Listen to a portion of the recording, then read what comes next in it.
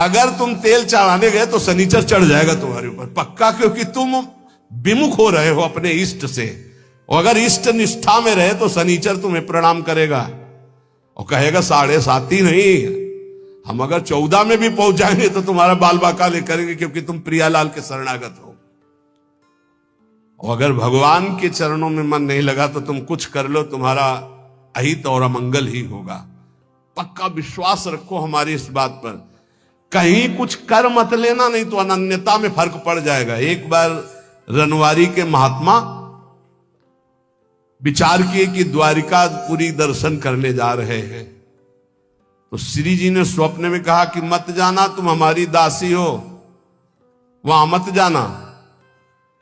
और उठे और विचार किया कि स्वप्न ही तो था।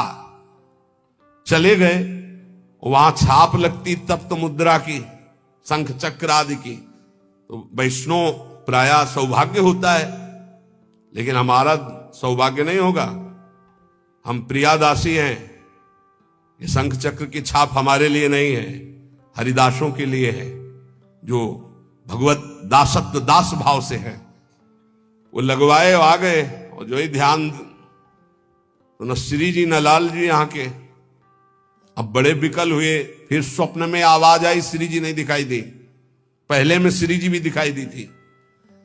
आवाज आई कि बाबा अब तो तुम हमारी दासी नहीं रह गई, अब तो सत्यभामा की दासी रह गई, क्योंकि चक्र आदि का चिन्ह लगवा के आ गए।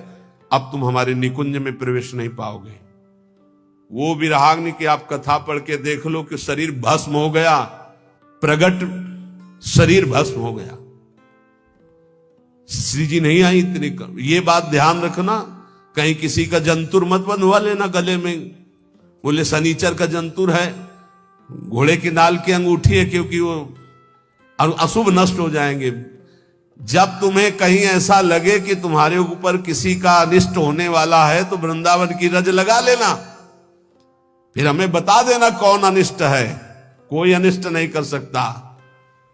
जिते विनायक शुभ अशुभ विघ्न करे नहीं। कोई हमारी बात को, प्रार्थना को मान लेना नहीं, हमारे श्री जी की शरणागति में कलंक लग जाएगा। कभी झाड़ फूंक मत छू करवाना। हम देखते हैं ना, ये शरणागत तो हो जाते हैं, लेकिन अपनी अनन्य निष्ठा नहीं जान पाते। बोले कुछ बाहरी चक्कर, बाहरी चक्कर है, तुम्हारी बुद्धि का चक्कर है। श्री जी के अनन्य हो जाओ, कहीं कुछ नहीं है। तुम्हें जहां लगता हो कि यहां डर है, वहां जाके बोलना राधा वल्लभ श्री हरिवंश। अगर वो न डर जाए जिसे डर कहते, तो हमें बताना। कोई डर नहीं, त्रिभुवन में डर नहीं। ये जो हम कह रहे हैं इसको अच्छी तरह समझ लो, और अपने श्यामा श्याम के अनन्य होकर के उनके नाम जप में निरंतर लग जाओ। और एक ध्यान रखना,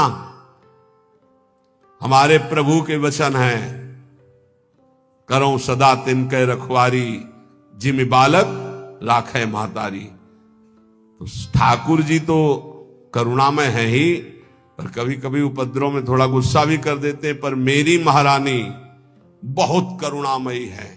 उन्हीं के बल से हम कहते हैं कि हम जिस नाव में बैठे, नाव सीधे निकुंजे जाएगी।